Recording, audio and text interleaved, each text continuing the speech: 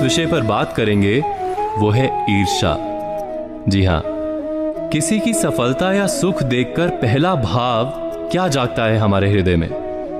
किसी पुरुष को सुंदर पत्नी या किसी स्त्री को सुंदर पति प्राप्त होते हैं, बड़ा वाहन या कोई सम्मान प्राप्त होता है, तब हम अवश्य आनंद तो प्रकट करते हैं। किंतु क्या हृदय नहीं कहता, ये सुख या सफलता अथवा ये वस्तु दूसरे को नहीं मिलती तो हमें सुख होता।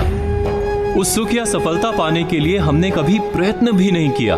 उस वस्तु की इच्छा तो दूर, हमने उस वस्तु का स्वप्न भी नहीं देखा, फिर भी मन ईर्ष्या से भर जाता है। हम दूसरों का दुख देखकर आनंदित होते हैं और दूसरों का सुख देखकर दुखी हो जाते हैं। हम अपना सुख भोगना छोड़ ईर्ष्या के कारण व्यर्थ ही दुख माथे पर उठा लेते हैं। तो ये ईर्ष्या क्या है जो बिना कारण हमारे सुख का भोजन कर जाती है?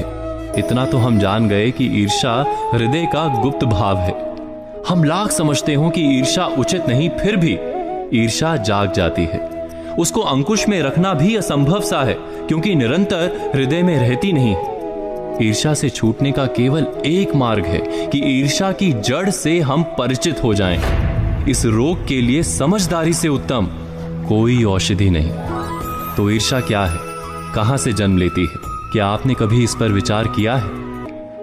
जब किसी को कोई सुख, कोई सफलता या कोई वस्तु प्राप्त हो जाती है तो वास्तव में उसका जीवन बदलता है, समाज में उसका स्तर ऊपर उठता है। वस्तु छोटी सी ही क्यों ना हो, कम से कम लोग उसका अभिनंदन अवश्य करते हैं। कुछ समय के लिए वो निकट के समाज, परिवार या मित्रों की मंडली का केंद्र बनता दिखाई देता है, और ठीक उसी समय समाज, मंडली या परिवार की दृष्टि हम पर नहीं रहती।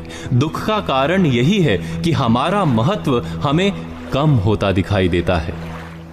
क्या ये सत्य नहीं? जब दूसरे व्यक्ति को कुछ प्राप्त होता है तो हमारा समाज, हमारी मंडली या हमारा परिवार हमारी तरफ देखना बंद कर कुछ समय के लिए दूसरे व्यक्ति की ओर देखने लगता है। यहीं से ईर्ष्या का भाव हमारे हृदय में जागता है।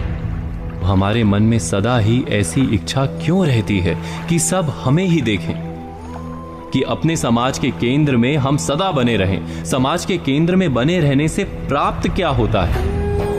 विचार कीजिए।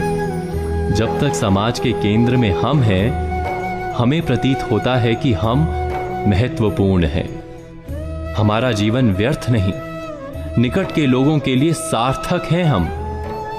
वास्तव में हमारी सार्थकता, हमारा महत्व हम सदा ही दूसरों की दृष्टि से नापते हैं, किंतु समाज की दृष्टि में तो परिवर्तन होना ही है। समाज हमारी ओर देखे वो समाज का उपकार है, हमारा अधिकार नहीं।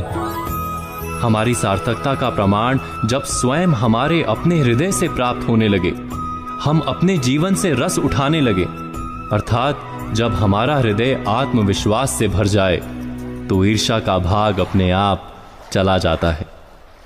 ईर्ष्या वास्तव में कुछ भी नहीं, बस हृदय में आत्मविश्वास के ना होने का प्रमाण भर है। विचार कीजिए।